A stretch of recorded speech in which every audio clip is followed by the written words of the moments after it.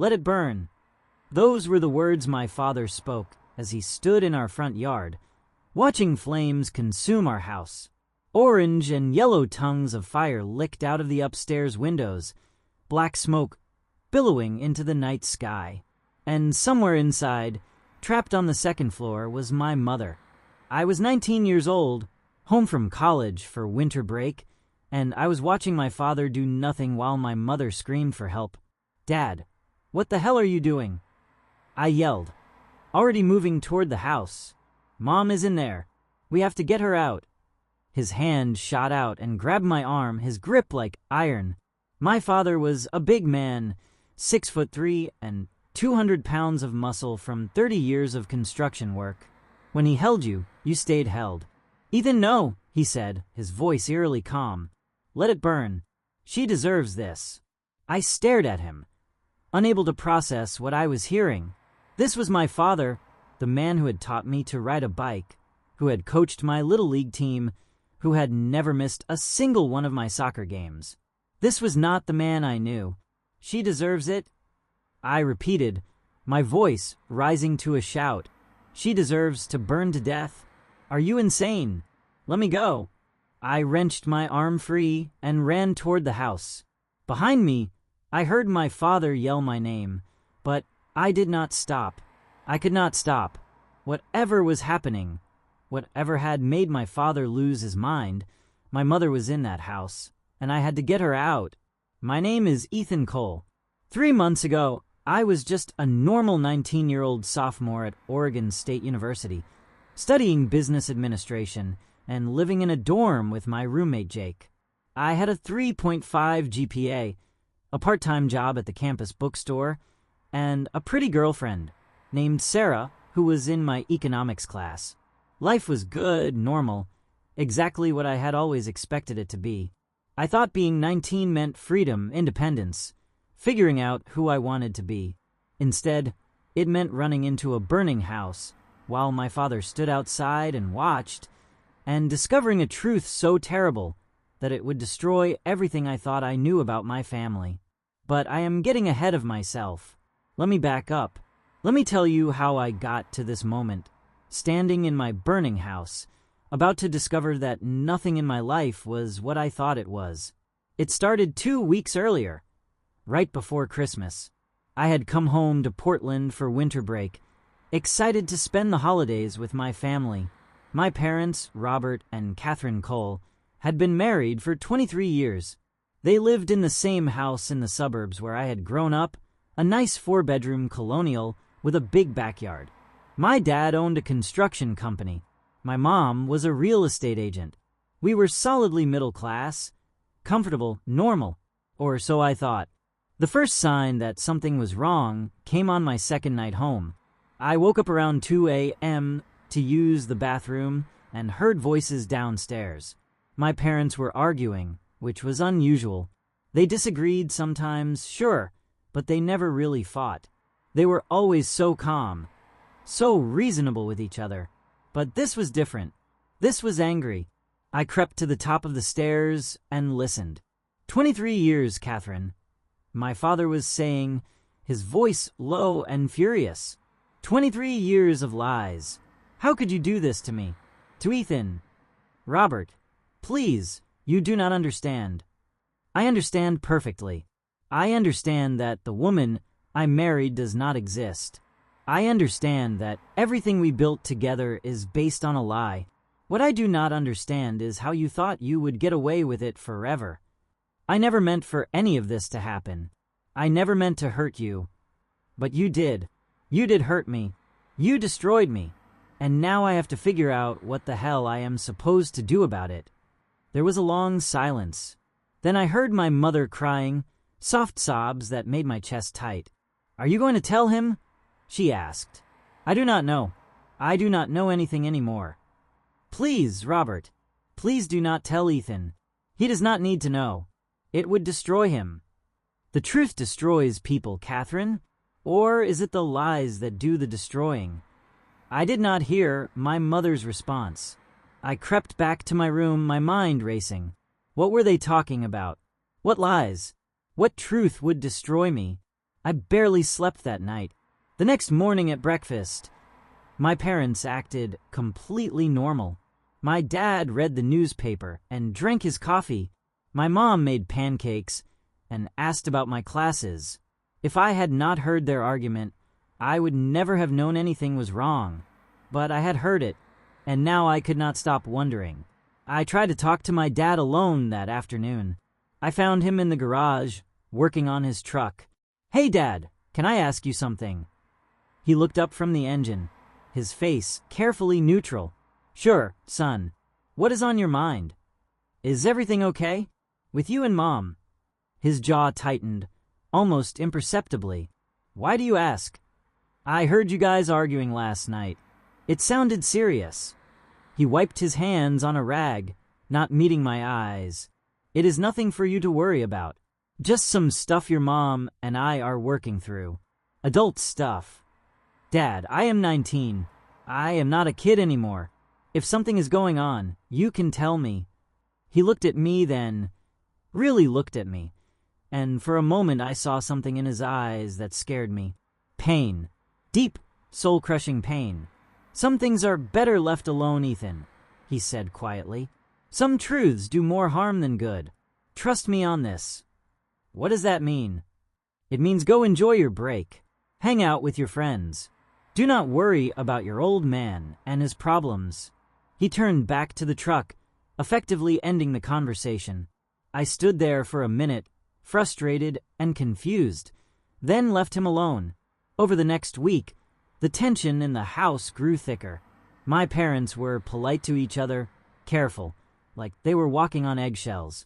They still slept in the same room, still ate meals together, still went through the motions of being a married couple. But something fundamental had changed. There was a distance between them that had not been there before. I tried talking to my mom too, catching her alone in the kitchen one afternoon while she was preparing dinner. "Mom, what is going on with you and Dad?" She looked up from the vegetables she was chopping, her smile too bright, too forced. "What do you mean, honey? Come on, I am not blind. You guys are acting weird. Dad seems angry all the time, and you seem, I do not know, scared or something." Her hand paused mid-chop. "I am not scared." "Then what are you?" She set down the knife and turned to face me fully. "Ethan, your father and I are going through a difficult time right now, but it is between us. It has nothing to do with you." "How can it have nothing to do with me? You are my parents. If you guys are having problems, it affects me too. We are not getting divorced, if that is what you are worried about. We are just working through some things, some complicated things that happened a long time ago." "What things?" "Things that are not your burden to carry," she said firmly. "Please, honey, just trust me. Everything is going to be okay." But her eyes, when she said it, told a different story. Her eyes said nothing was going to be okay ever again. Christmas came and went. We went through the motions, exchanging gifts and eating a big dinner, but the joy was forced. My dad barely spoke. My mom tried too hard to make everything seem normal, and I sat there feeling like I was watching my family fall apart in slow motion, and there was nothing I could do to stop it. 2 days after Christmas, everything exploded. I had gone out with some high school friends, grabbed dinner, and saw a movie. I got home around 10 p.m. to find my father sitting in the living room in the dark, a bottle of whiskey on the coffee table in front of him. He was not a big drinker. Seeing him like this immediately put me on edge. "Dad, you okay?" He looked up at me, his eyes red-rimmed. Drunk or crying or both. I could not tell. "Ethan, sit down. We need to talk."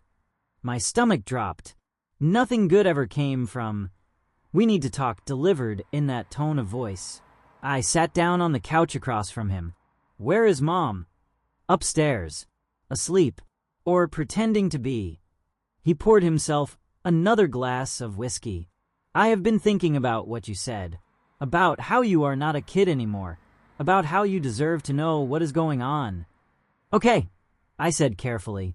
"Your mother has been lying to us, Ethan. To both of us. For a very, very long time. Lying about what? He took a long drink, then set the glass down with a thud. About who she is. About where she came from. About everything.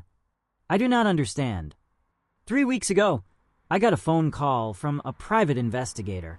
A man I did not know, had never hired, calling to tell me he had information about my wife. At first I thought it was a scam, but something in his voice made me listen. He pulled out his phone and scrolled through something, then handed it to me. It was an email with several attachments. This investigator, his name is Marcus Webb. He has been looking for a woman named Lisa Brennan for 15 years.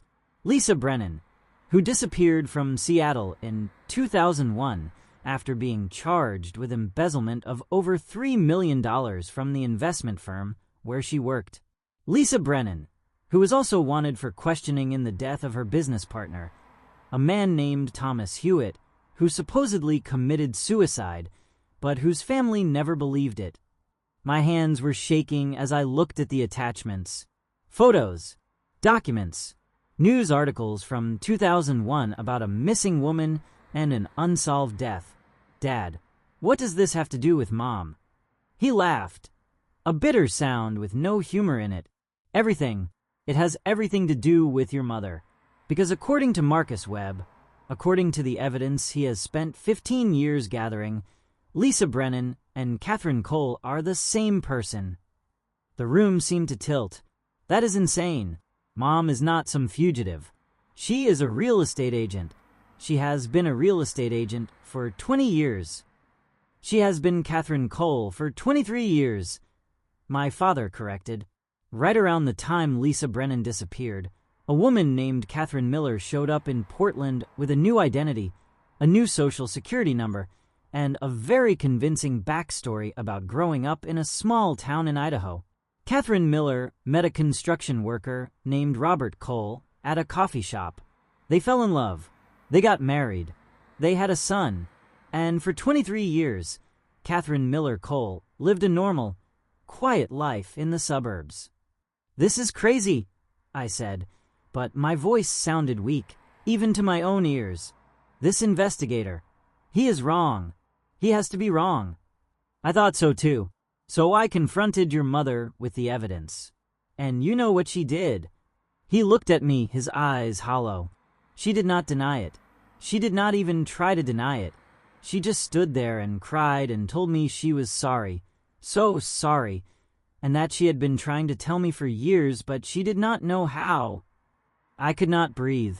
The room was spinning, and I could not breathe. So you are telling me that Mom, my mother, is actually a fugitive?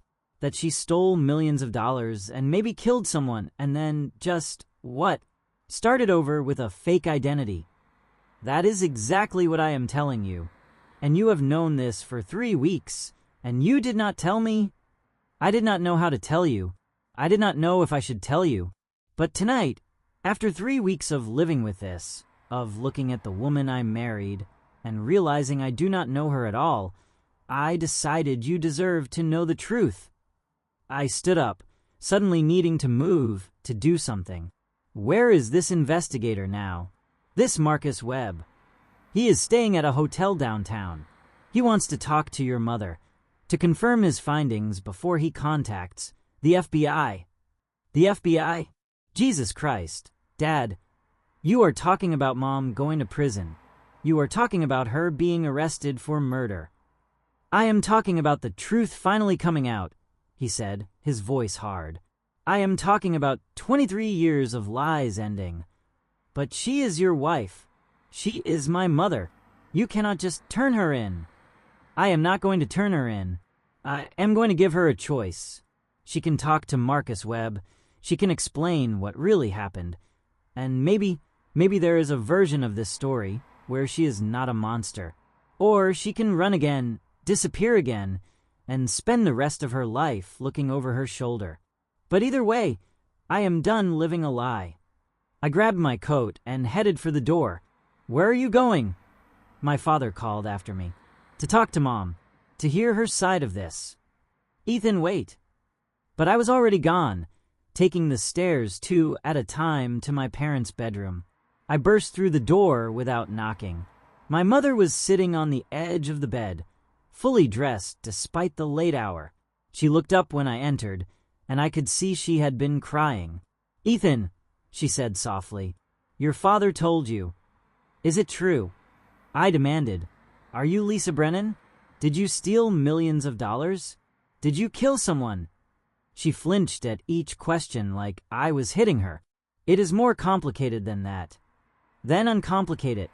Tell me the truth, Mom. Or Catherine. Or Lisa. Or whoever the hell you are." She stood up, wringing her hands together. "My name is Lisa. Lisa Brennan. That much is true. But the rest, the things they accused me of, it is not what you think." "Then what is it?" "I worked for an investment firm in Seattle, Hewitt and Associates. My partner, Thomas Hewitt, he was running a Ponzi scheme. He was defrauding clients of millions of dollars. I found out about it and confronted him. I told him I was going to report him to the SEC. She sat back down on the bed, her hands shaking. 2 days later, Thomas was dead. The police ruled it a suicide, hung himself in his office. But I knew better. Thomas was not suicidal. He was arrogant, confident, convinced he would never get caught. Killing himself did not make sense. So you think someone killed him? I know someone killed him, and I think whoever did it tried to make it look like I was involved. Suddenly, the evidence of the Ponzi scheme pointed to me instead of Thomas. Suddenly, millions of dollars were missing, and I was the last person to access those accounts. Suddenly, I was being investigated for embezzlement and murder. So, why did you run? If you were innocent, why did you run? Because I was terrified. Her voice rose, desperate. Because Thomas had connections, dangerous connections. Because people who crossed him ended up dead. Because I was a 25-year-old woman with no family, no money for a good lawyer, and a mountain of evidence that had been manufactured to destroy me. So yes, I ran. I created a new identity, and I ran, and I built a new life where I could be safe. And Dad, what about Dad? Did you ever think about what this would do to him when the truth came out? "I thought I could keep it hidden forever," she whispered. "I thought I could just be Catherine, just live this normal life, and Lisa Brennan would fade away into history. I never meant to hurt your father. I loved him. I love him. Everything we built together was real, Ethan. You were real. This family was real. But it was built on a lie. It was built on survival," she countered. "It was built on a woman trying to escape a nightmare and finding a life worth living." I did not know what to say. Part of me wanted to believe her, wanted to think my mother was innocent and just unlucky. But part of me could not get past the fact that she had lied for 23 years, that the woman who had raised me, who had kissed my scraped knees and helped me with my homework, was living under a false identity. "What are you going to do?" I asked finally. "I do not know. The investigator, he wants to meet with me. He says if I cooperate, if I tell him everything I know about Thomas and the Ponzi scheme, maybe the FBI will believe I was framed. Maybe I can clear my name. Do you believe that?" I do not know what to believe anymore, but I know I cannot run again. I am too tired to run, and I do not want to lose you and your father. You are the only real things in my life. We sat in silence for a long moment. Then my mother reached out and took my hand. "I am so sorry, Ethan. I am so sorry you got dragged into this. You deserve better than a mother who is a fugitive." "You are still my mom," I said, surprised to hear my own voice crack. "No matter what your name is, you are still my mom." She pulled me into a hug, and we stayed like that for a while, both of us crying, both of us terrified of what was coming next. The next few days were a blur. My mother met with Marcus Webb, the private investigator. She told him everything she knew about Thomas Hewitt and the Ponzi scheme. Webb recorded everything, took notes, promised to present the information to the FBI in the best possible light. My father barely spoke to anyone. He went to work, came home, sat in his study, and drank. I tried to talk to him, to bridge the gap between him and my mother, but he was not ready. He was too angry, too hurt. My mother moved into the guest room. She and my father could not stand to sleep in the same bed anymore. The house felt like a tomb, silent and heavy with unspoken pain. Then, on New Year's Eve, everything went to hell. I was in my room, trying to study for the classes I would have when I went back to school in January, when I heard shouting downstairs. My parents were fighting again, louder this time, angrier. I went to the top of the stairs and listened. "You cannot do this," my mother was screaming. "You cannot destroy our family like this." "I am not destroying it," my father yelled back. "You already did that the day you lied about who you were." I was protecting us. I was protecting Ethan. By lying to him his entire life, by making him the son of a fugitive, that is protection. I gave him a good life. I gave him stability and love and a normal childhood. What would have happened if I had stayed Lisa Brennan? I would be in prison or dead, and Ethan would not even exist. Maybe that would have been better than this. Maybe the truth, no matter how ugly, would have been better than building our entire lives on a foundation of lies. There was a crash, like something being thrown against a wall. Then silence. Then my mother's voice, cold and hard in a way I had never heard before. "You want the truth, Robert? Fine. Here is the truth. I did not just work for Thomas Hewitt. I was his lover.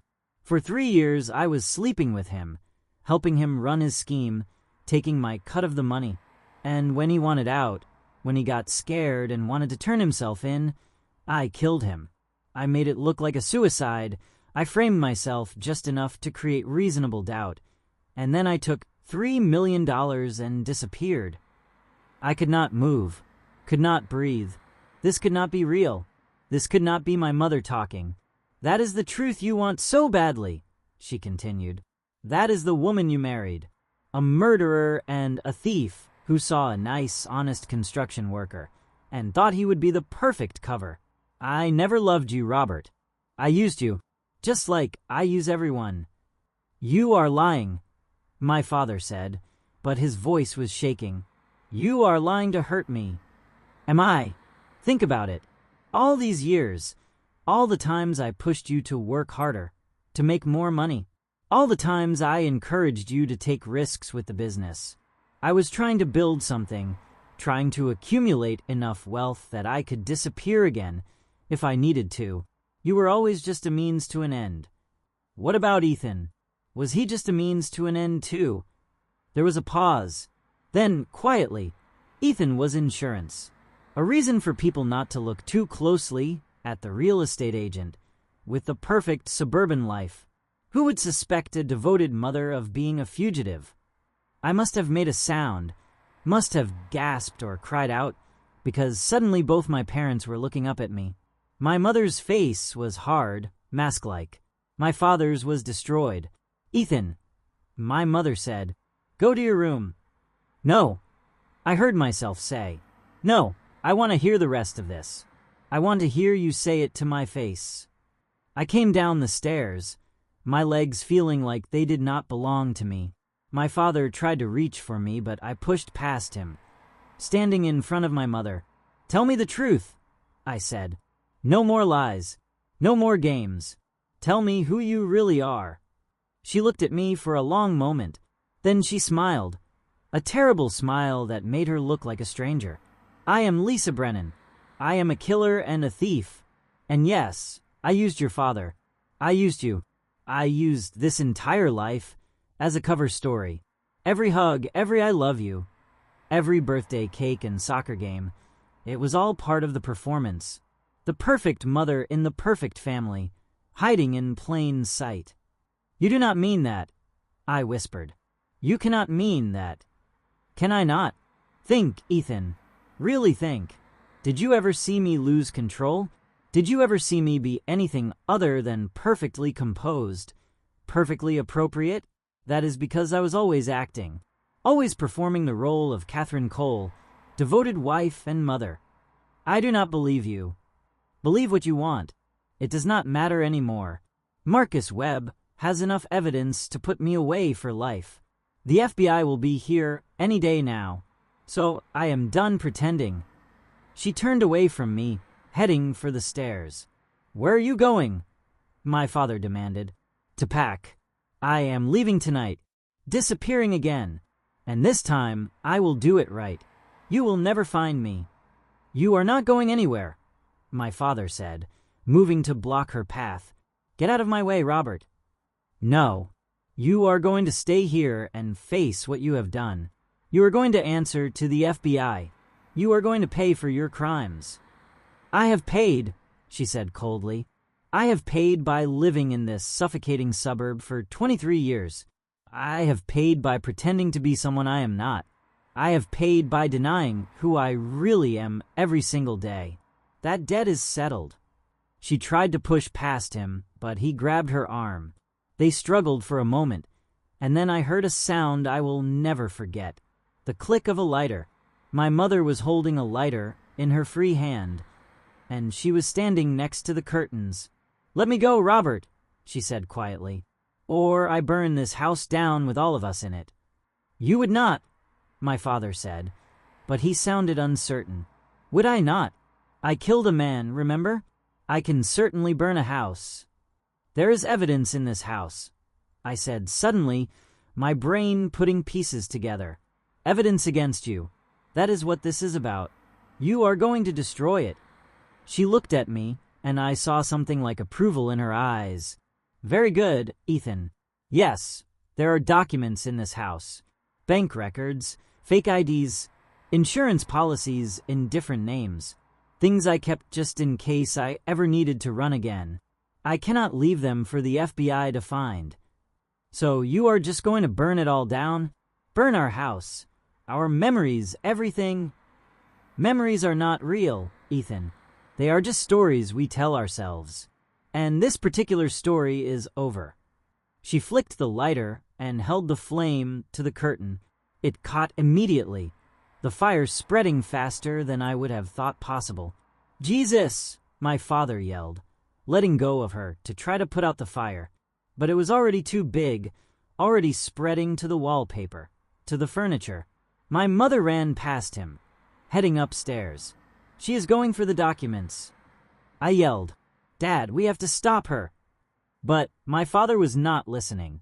He was trying to fight the fire, grabbing a throw blanket and beating at the flames. It was useless.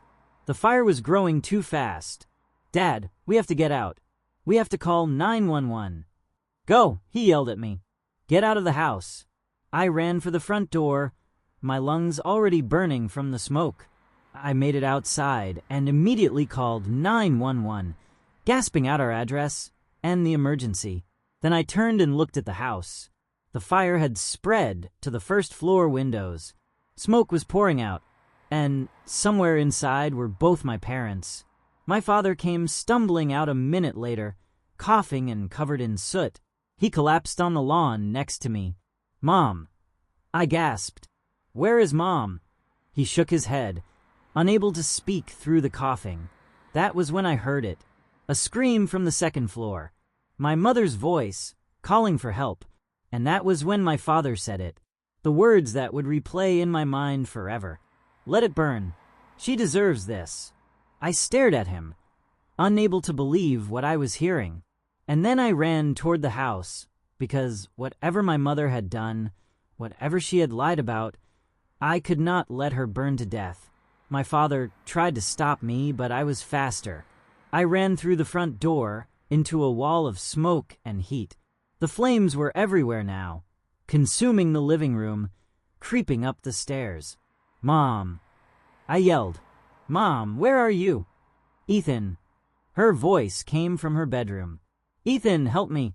The door is stuck. I covered my face with my shirt and ran up the stairs, jumping over burning sections, feeling the heat sear my skin. I made it to the second floor and ran to my parents' bedroom. The door was jammed, swollen from the heat. I threw my shoulder against it once, twice, 3 times. On the 4th try it burst open, and I stumbled inside. My mother was on the floor by the window, a metal safe next to her. She had been trying to open it when the smoke had overcome her. She looked up at me, her face streaked with soot and tears.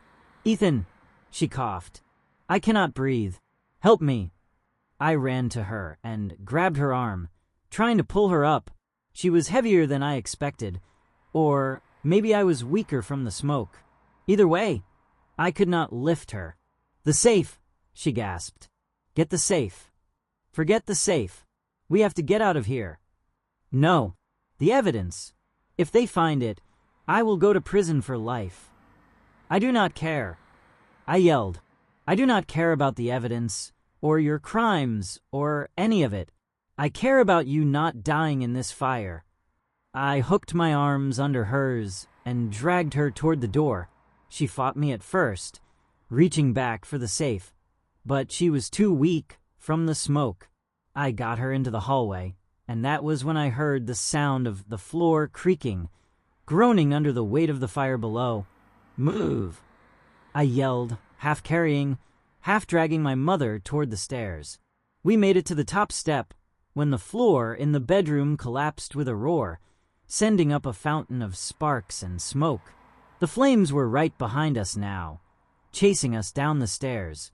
I do not remember much of the descent, just heat and smoke and my mother's weight against me and the desperate need to get outside before we both died. Somehow, we made it to the front door. Somehow, we staggered out onto the lawn where my father still sat, watching. I collapsed next to my mother, both of us coughing and gasping for air. In the distance, I could hear sirens. The fire department, coming to save what was left of our house. I looked at my mother. Her face was black with soot, her hair singed. She was staring at the house as it burned, and I could not read the expression on her face. Grief, relief, regret. "The safe," she whispered. "All the evidence. It is gone now." "Good," I said. "Good. Maybe now you can start over. Maybe now you can stop running." She looked at me, really looked at me, and I saw tears cutting tracks through the soot on her face. "I am sorry, Ethan. Everything I said in there, about not loving you, about using you, it was all lies. I was trying to push you away, trying to make it easier for you when I left. But the truth is you were the most real thing in my life. You were the one thing I never faked." "Then why?" I asked, my voice breaking. "Why did you lie about everything else?" "Because I was scared. Because I made a terrible mistake when I was 25, and I have been paying for it ever since. And yes, I killed Thomas Hewitt. He was going to expose the Ponzi scheme and destroy dozens of innocent people who had invested their life savings. So I killed him to stop him, and then I took the money, as much as I could grab, and I ran. Where is the money now? Gone. Used up over the years to maintain my cover, to pay for this life. The last of it is in that safe, burning right now. About $300,000 in cash. The fire trucks arrived then, firefighters jumping out and running toward the house with hoses. Paramedics came to check on us. My father stood and walked away, putting distance between himself and my mother. "Ma'am, we need to get you to a hospital," one of the paramedics said to my mother. "You have inhaled a lot of smoke." "I am fine," she said. "Ma'am." I said I am fine. Her voice was sharp, commanding. "Check on my son. Make sure he is okay." They turned their attention to me, shining lights in my eyes, checking my pulse, my oxygen levels. I was okay, they said. Lucky. Another minute in that house, and I might not have made it. I looked over at my mother. She was watching the house burn, her expression unreadable. Everything she owned, every memory, every piece of evidence of who she really was, going up in flames. And then I saw it. Movement near the back of the house. My father, walking away from the crowd of firefighters and onlookers, walking toward his truck. I stood up, ignoring the paramedics' protests, and followed him. Dad, wait. He did not stop. He got into his truck and started the engine. Dad, where are you going? He rolled down the window and looked at me. His eyes were empty, hollow. I do not know who that woman is, he said, nodding toward my mother. I do not know if I ever knew her, but I cannot stay here and watch this. I cannot be part of whatever happens next. So you are just leaving? You are just giving up? I am not giving up. I am letting go. There is a difference. He put the truck in gear. Take care of yourself, Ethan, and take care of her, if you can. God knows she needs someone. And then he drove away, leaving me standing in the driveway of our burning house, covered in soot and smoke, with a mother I did not really know and a father who could not stay. The fire department managed to save about half the house. The entire second floor was destroyed, along with most of the first floor. The house was structurally unsound, they said. It would have to be torn down. My mother and I spent that night in a hotel. We did not talk much. What was there to say? Everything had been said or screamed, or left unspoken in the smoke and flames. The next morning, FBI agents showed up at the hotel. Marcus Webb had contacted them, had given them all the information my mother had provided, plus all the evidence he had gathered over 15 years. They arrested her there in the hotel lobby, read her rights, put her in handcuffs. She did not resist, did not cry, just stood there with that same unreadable expression she had worn watching the house burn. Ethan, she said as they led her away, I meant what I said. You were real. Everything I felt for you was real. I did not respond. I could not. I just watched them put her in the back of their car and drive away. That was 3 months ago. Since then, I have been trying to piece together what is left of my life. My father filed for divorce. I have not seen him since the night of the fire. He sends me money for school, texts occasionally to make sure I am okay, but he cannot be around me. I remind him too much of her. My mother is in jail, awaiting trial. Her lawyer says they might be able to make a deal, given the circumstances of Thomas Hewitt's Ponzi scheme and the fact that she has been living a clean life for 23 years. But she is definitely going to prison. The question is just for how long. I visit her sometimes. Once a month, I drive to the detention center and sit across from her in the visitor's room, separated by a pane of glass. We talk about small things mostly. How I am doing in school. What books she is reading. The weather. We do not talk about the fire. We do not talk about the lies. We do not talk about the fact that the woman who raised me is going to spend the next decade or more in prison. But in our last visit, she said something that has stuck with me. I am sorry I made you the son of a fugitive, she said. I am sorry I put you in that position, but I am not sorry I had you. You were the best thing I ever did, Ethan. The only truly good thing. I did not know what to say to that, so I just nodded and told her I would see her next month. I am 19 years old, and my entire childhood was based on a lie. My mother is not who I thought she was. My father cannot look at me without being reminded of the woman who destroyed him. Our house is gone, torn down and sold as an empty lot. But I am still here, still going to school, still trying to figure out who I am separate from all of this. Still trying to understand what it means that I ran into a burning house to save a woman who lied to me my entire life. I think about what my father said that night. Let it burn. She deserves this. Part of me understands why he said it. My mother had destroyed him, had destroyed our family with her lies.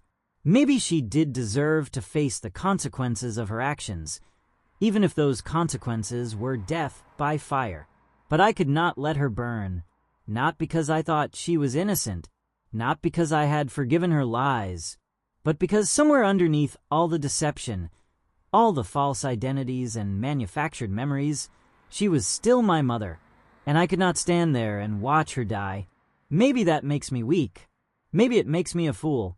Or maybe it just makes me human. I do not know what kind of man I want to be yet. I do not know if I can forgive my mother for building my entire life on a foundation of lies. I do not know if my father will ever be able to look at me again without seeing her. But I know this. When faced with the choice between truth and compassion, between justice and mercy, I chose to run into the fire. I chose to save someone who did not deserve saving, and I would make that choice again. My name is Ethan Cole. I am 19 years old, and on the worst night of my life, I learned that being an adult is not about knowing all the answers. It is about making impossible choices and living with the consequences. I saved my mother from a burning house. She is going to prison anyway. My father left us both. Our family is destroyed beyond repair. But I saved her. And somehow, in the wreckage of everything I thought I knew, that has to mean something. 3 weeks after my mother's arrest, I got a call from Marcus Webb, the private investigator who had started this whole nightmare. He wanted to meet with me, said he had something important to tell me. We met at a coffee shop near my campus. He was in his 50s, gray-haired, with the tired eyes of someone who had seen too much. "Thank you for meeting with me, Ethan," he said. "I know this has been an incredibly difficult time for you. What do you want?" I asked, not bothering with pleasantries. "I want to give you some closure, or at least as much closure as I can provide." He pulled out a manila folder and set it on the table between us. "Your mother has been cooperating with the FBI. She has told them everything she knows about Thomas Hewitt's Ponzi scheme, the people involved, where the money went. And in doing so, she has helped them recover millions of dollars that they thought was lost forever." "Good for her," I said bitterly. "The thing is, Ethan, the more I have dug into this case, the more I have talked to people who knew Thomas Hewitt, the more convinced I am that your mother was telling the truth. About being framed, I mean." I looked up at him sharply. "What are you talking about?" "Thomas Hewitt was involved with some very dangerous people. Russian organized crime. Specifically, they were using his investment firm to launder money. When he got cold feet, when he threatened to go to the authorities, they killed him. And they framed Lisa for it, to keep her quiet. Do you have proof of this?" "Enough that the FBI is taking it seriously. They are reopening the investigation into Thomas Hewitt's death. If they can prove it was not suicide, if they can prove Lisa was framed, then her charges might be reduced significantly, maybe even dropped." I could not process this. For months, I had been trying to come to terms with the fact that my mother was a murderer, and now, this man was telling me she might be innocent after all? "Why are you telling me this?" "Because you deserve to know, and because your mother asked me to. She said you ran into a burning house to save her, even after everything she had done. She said that kind of love, that kind of loyalty, deserves honesty in return." He pushed the folder toward me. "Everything I have found is in here. All the evidence that suggests your mother was set up. I cannot promise it will change the outcome of her case, but it is something. It is the truth, as close as I can get to it." I took the folder but did not open it. Not then. I needed time to process, to think. "Thank you," I said finally. Marcus Webb nodded and stood to leave, but he paused at the door and turned back. "For what it is worth, Ethan, I think your mother really did love you. I think in a life full of lies and deception, you were the one true thing. Do not lose sight of that." After he left, I sat in that coffee shop for hours, staring at the folder. Finally, I opened it and read everything. Every document, every witness statement, every piece of evidence that suggested my mother was not the monster she had confessed to being. And slowly, piece by piece, a different story emerged.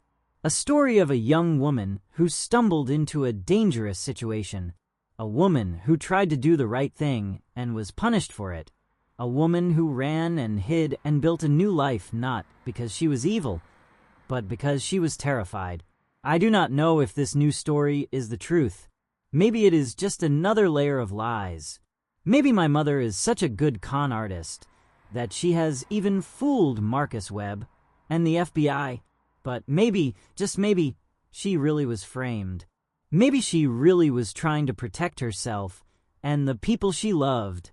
Maybe the woman who raised me, who baked cookies and came to my soccer games and helped me with my homework, was not a performance. Maybe she was real. I drove to the detention center that afternoon and asked to see my mother. She looked surprised when they brought her into the visitor's room. "Ethan, you were not supposed to visit until next month." "I talked to Marcus Webb," I said.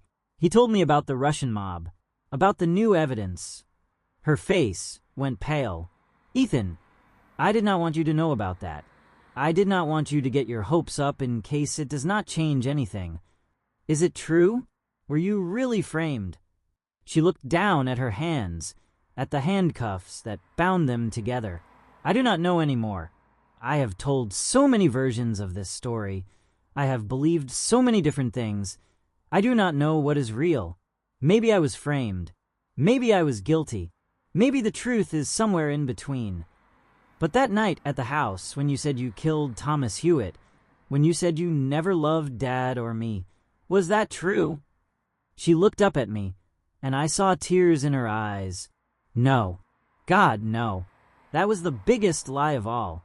I said those things because I thought if you hated me, it would be easier for you to let me go. I thought if you believed I was a monster, you would not waste your life trying to save me. But I did save you. I ran into a burning house, and I saved you. I know. And that is when I realized that no matter how hard I tried to push you away, you were not going to abandon me. So I decided to stop lying, to tell the FBI everything, to work with Marcus Webb, to try to set things right. Not because I think I can undo what I did, but because you deserved a mother who told the truth." I reached out and put my hand against the glass that separated us. She did the same, pressing her palm against mine through the barrier. "I am sorry, Ethan," she whispered. "I am so sorry for all of it." "I know, Mom. I know." We sat like that for a long time, hands pressed together through the glass. Two people trying to hold on to each other across a divide that might never fully close. That was 2 weeks ago. Yesterday, the FBI announced that they were dropping the murder charges against my mother. The new evidence, combined with her cooperation, had convinced them that she was not responsible for Thomas Hewitt's death. She is still facing charges for identity fraud and for fleeing prosecution, but her lawyer thinks she can get a deal for time served plus probation. My father called me when he heard the news. It was the first time we had spoken in months. "Ethan," he said, "I heard about your mother, about the charges being dropped." "Yeah, it is good news." There was a long pause. Then, quietly, "I owe her an apology, and I owe you one too. I should not have left that night. I should not have abandoned you both." "It is okay, Dad. I understand why you did it." "No, it is not okay. You are my son, and no matter what your mother did or did not do, you should not have had to handle all this alone. I am sorry." "Thank you," I said, and I meant it. "When your mother gets out, whenever that is, maybe we can try again. Maybe we can figure out how to be a family, even if it is a different kind of family than we were before. I would like that." We talked for a while longer about small things, about my classes and his work and the weather.